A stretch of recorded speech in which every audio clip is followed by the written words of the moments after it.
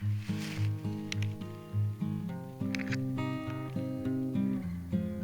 I've got a little sweet potato pie that you get at Walmart for 74 cents. I'm warming that up.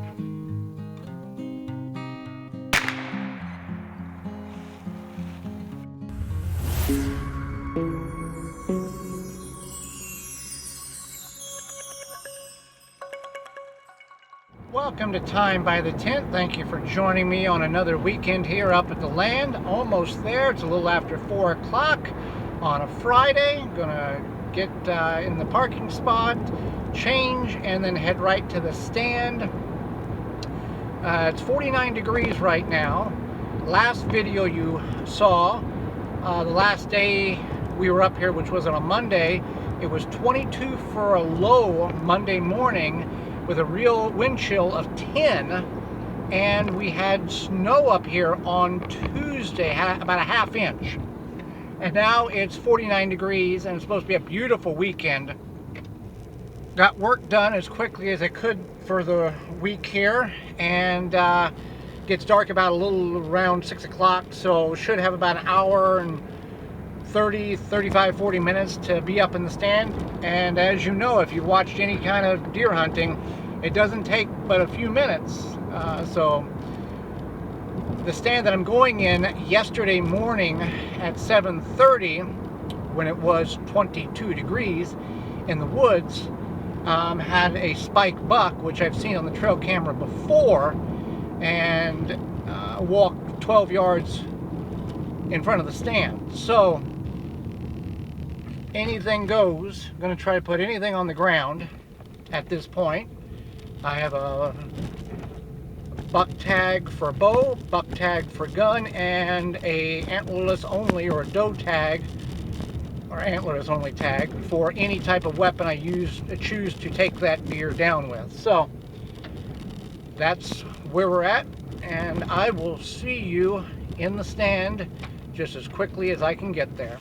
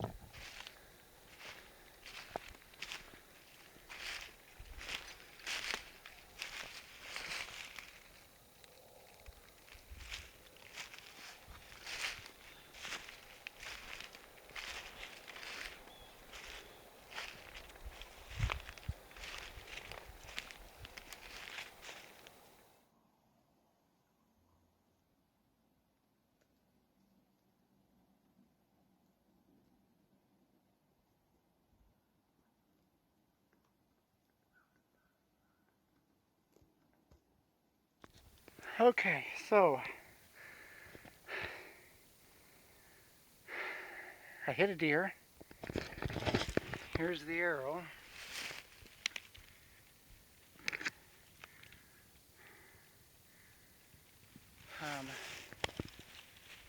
Where was he standing compared?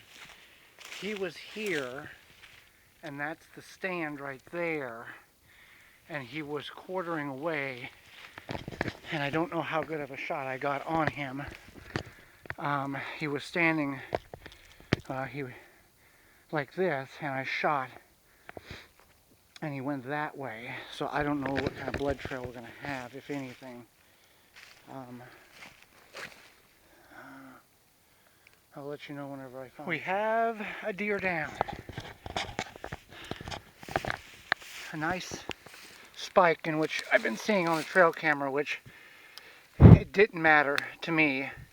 I'm not trophy hunting or meat hunting. And the joke of this is, two jokes. One, I got to drag it out of a very low ravine, which I'm going to go that way, because that's the closest way to camp. And two, this is a very, very expensive deer. When I say that, I mean we bought the property, bought a new arrow, bought new hunting clothes. This deer equates to a very, very nice sports car in value. And then I came here, I'm over there, 80 yards. There is absolutely no blood trail on this deer that I am able to find whatsoever. Because the last time I saw him, he was running this way and heading that way. So because there was no blood trail, I went ahead and went to the last known position because I didn't know how good of a shot I made on it. Clearly good enough. But if we look on the other side here,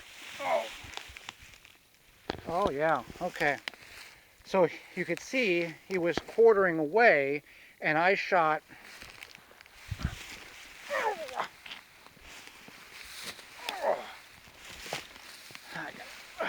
Anyway, I'll deal with that in a minute. But the arrow went from the other side through the left lung, so upper right lung, lower left lung, and I didn't have a choice. He spotted me, and he knew, which I saw him coming. It was dead quiet, and I knew he was coming, so I went ahead, went full draw. As soon as I saw him coming, stood up, went full draw, and held it. And as soon as it looked like he was about to move, I picked an area and let it go, because I haven't had many shots. So first deer, 26 days in the stand, 50 plus hours. Okay, I got to get this clean and start dragging it back before it gets dark. Okay, back at camp, and it's successful. Drug it all the way from the middle of the property, and I don't know how good you can see me. I did save the heart I'm going to try heart steaks. I've got Mr. Deer in the wagon. I don't know if I showed you the spikes here. This was the one that was on camera Thursday morning, I believe it was. Walked like right in front of the camera, 13 yards on the other side of where the tree stand is. And so yeah, shot it high, but got both lungs. And it just was interesting that it did not bleed. You know, usually the arrow was covered. You saw the arrow, but there was no blood. And I've never had that happen to me before. That it did not bleed, and I kept my eye on it until I couldn't see it anymore. Let me come in here. And I just kind of scoured the area where I last saw it, and there it was piled up. Very thankful, happy that I'm able to harvest an animal off the land. I'm not trophy hunting, I'm looking for meat, and very, very thankful that I'm able to accomplish that. That's first deer with a bow since boy, I'd have to look on the phone. Give me a minute, I'll show you some pictures that I have when I went down and visit my family. They're still hanging in the area that are in the cabin or the storage shed that my brother has. He's living on now in the property. Okay, this is the third, for people who are keeping score at home, this is the third archery deer that I have killed in my hunting career. I stopped hunting in 2000, I think it was fall of 2007 when I moved out, and then I met Holly, and just didn't do that. We were establishing careers and all that. The last one was, and I'll show you this picture, Tuesday, October 14th, 2003, 9-yard shot at 6:59 p.m. It was a 3-point buck, and didn't mean to shoot in the head, but I shot in the head and it went down. That was the way it was. Prior to that, it was a fawn in um, October 24th, the year 2000, 6 yards from a box stand at 6:25 p.m. This one was killed from a lock-on tree stand at about 13 yards at about 5 o'clock, give or take a little bit. About 5 o'clock is whenever I shot that. Because when I get in the stand, I always text Holly when she's not here. And I texted her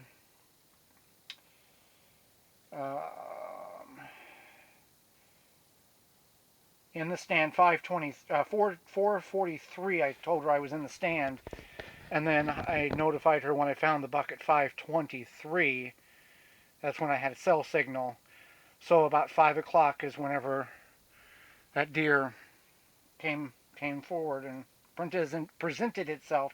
It's 39 now. It was 40, about 40. What did I tell you? 49 when I got in the car. So about 45 degrees when I shot it. So that changes the whole plan for the weekend. I'm going to fix supper here. I'll show you what I'm having: hamburgers and butter beans, I think. But I'll let you know that. So just kind of taking it all in, very excited. Going to take the deer home tomorrow. Got to register it by 5 p.m. in the state of Wisconsin. And then we'll take it in the kitchen most likely and butcher it out with in a nice warm, clean environment. Skin it, butcher it, and process all the meat. Alright, got the fire going. Gotta get some bigger pieces. I saw Philip, our tent mouse, just a minute ago. So he's here. If you missed last week's video, you'll know if you saw last week's video, you'll know what I'm talking about. If you didn't, you missed it.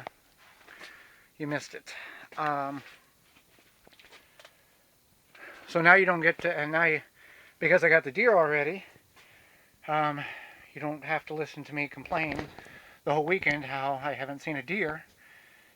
Kind of changes the whole complexion of the weekend and the video. So it might not be a very long video.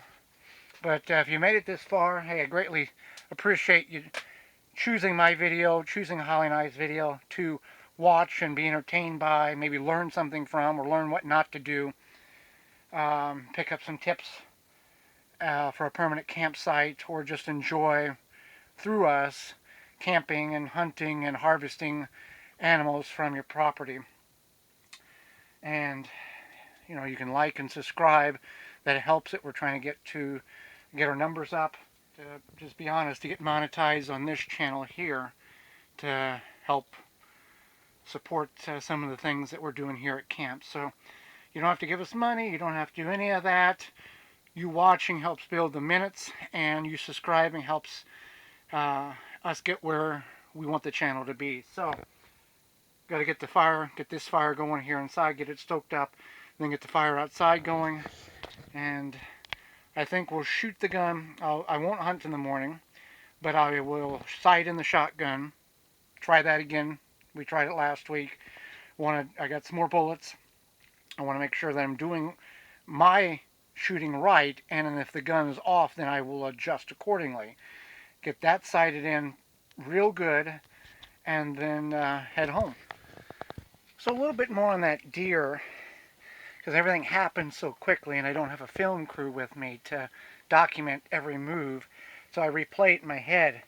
Coming in, I wasn't in that stand for no more than 15 minutes. Coming in, before I got on that trail, which is a 3/10 of a mile walk from the tent here, not the way the crow flies, but the way I've got it the path. Whenever I got on the path inside the woods, I put a little doe and estrus liquid on the backside of my boot, and I walk. And then when I walk, that drips or emits or puts microscopic smelling. They can smell that. So he was coming across, and then he got to where I walked, where the path is to come to the stand, and he was smelling it. And I mean, I grunted as well. Whenever I get settled in, I grunt 2 or 3 times, kind of maybe, hey, I'm really not a human type of thing.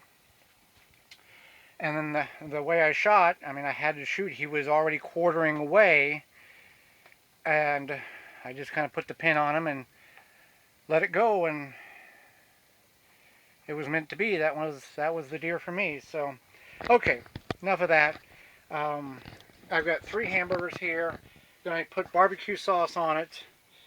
I've got buns somewhere, and then I've got the butter beans over here on the stove. I'm gonna put those in a bowl. And then I've got a little sweet potato pie that you get at Walmart for 74 cents. I'm warming that up. I'm also warming up water here for cappuccino.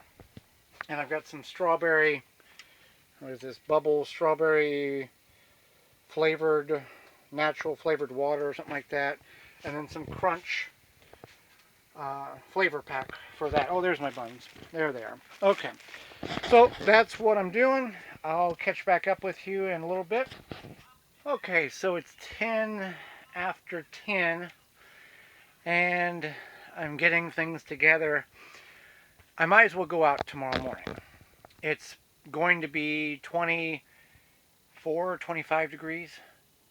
There's no wind right now, so I'm expecting that to probably be the same tomorrow morning.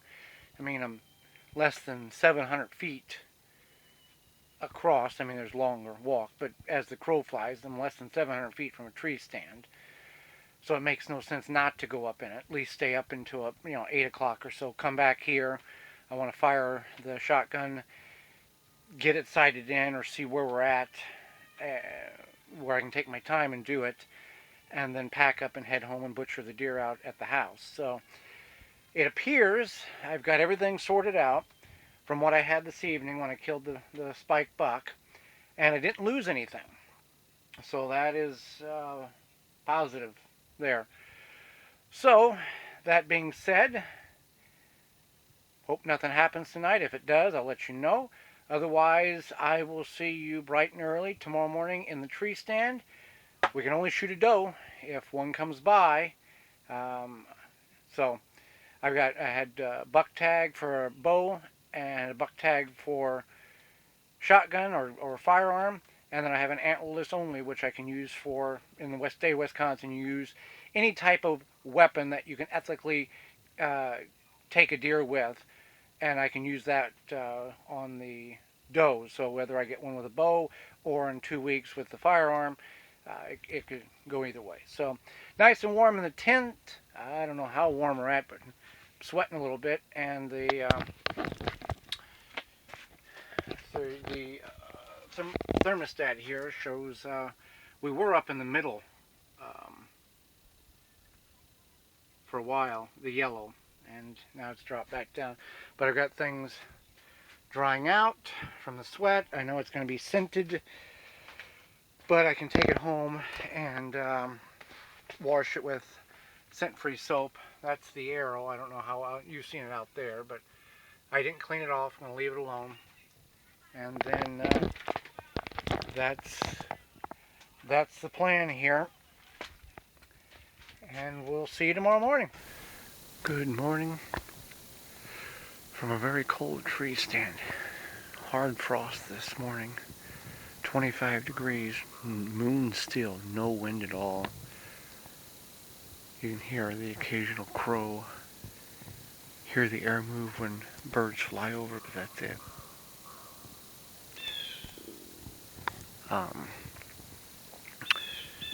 So, haven't seen anything. A little after 8. I'm going to climb down, head back to camp, warm up, gather things, make a trip to the car, and then come up and sight in the shotgun, make sure that we can hit what we're going to shoot at in a couple of weeks. And then head home and butcher out that deer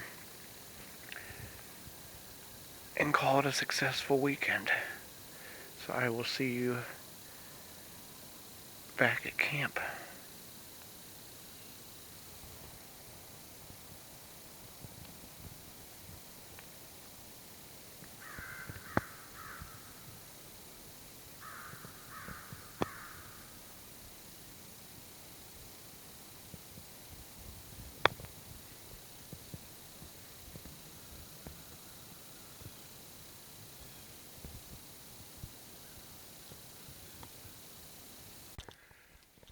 back at camp, and I'm going to take a load of items down to the car, and then get my heavy jacket and do some target practice and see where I'm at with that shotgun and what adjustments I need to make in order to get a good tight pattern. I don't have a lot of ammunition to burn through. I just want to take a couple of shots, make some moves on the sight, the iron sights, and pack up and head home and butcher the deer out.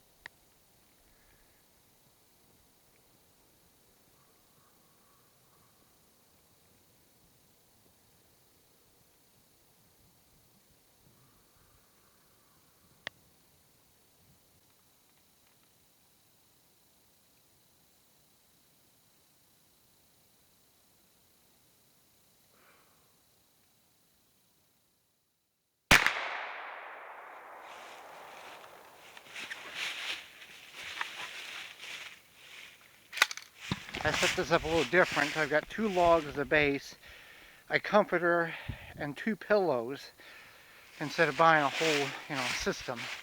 And it's a lot better than what it was, because I think I was rushing last time just to try to see where we're at. So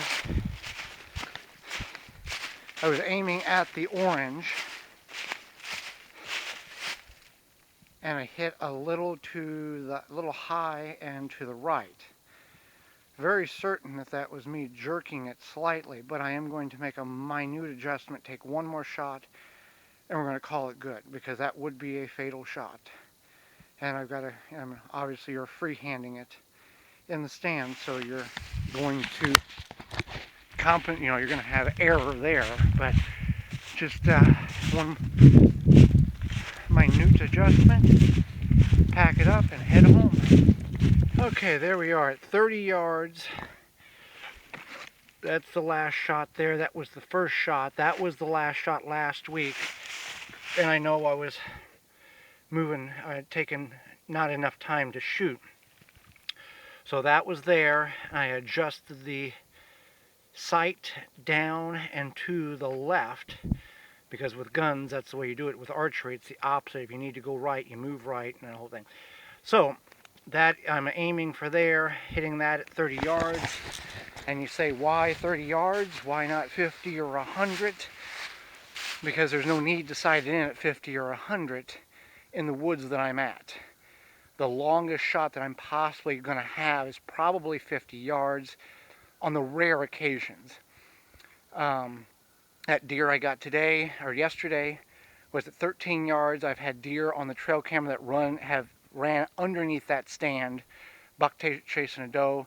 Other stands I've had deer within 8 yards of the stand, and I know having deer on a camera when I'm not in the stand is very different than having deer under the stand when I'm in the stand.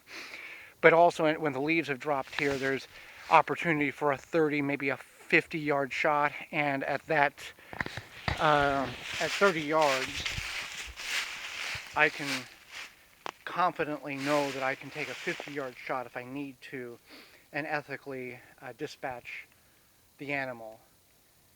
So, 2 shots, I'm happy with that. I am shooting a 12 gauge Remington 870 with a rifled barrel, and I'm using Federal ammunition, because that's what the gun shop had where I bought the gun. 12 gauge lead slugs. Years ago, back in the day, late 90s, early 2000s, I had an 870 Remington 20 gauge and would use copper solvent slugs, and I don't even know if they make that anymore. Anyway, and then I'd also have, let me find the other box. I have 1 box of 12 gauge Federal Power Shock maximum field slugs. Everything's identical to these except for the muzzle velocity. That one is 1300, and then this one is 1610. What is this one here? 1300, yeah, 1300 velocity.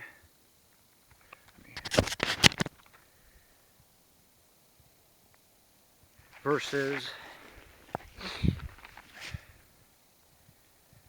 so both will do just fine.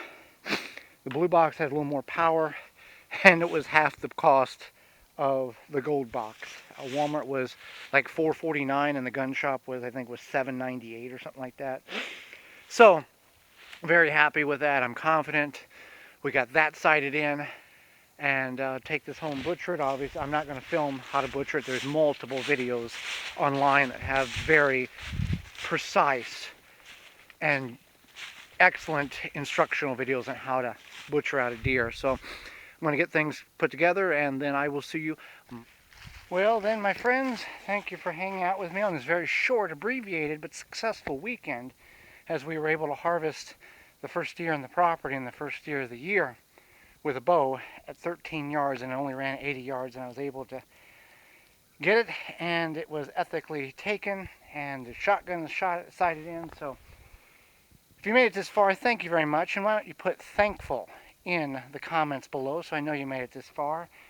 And until next time, I'll see you then.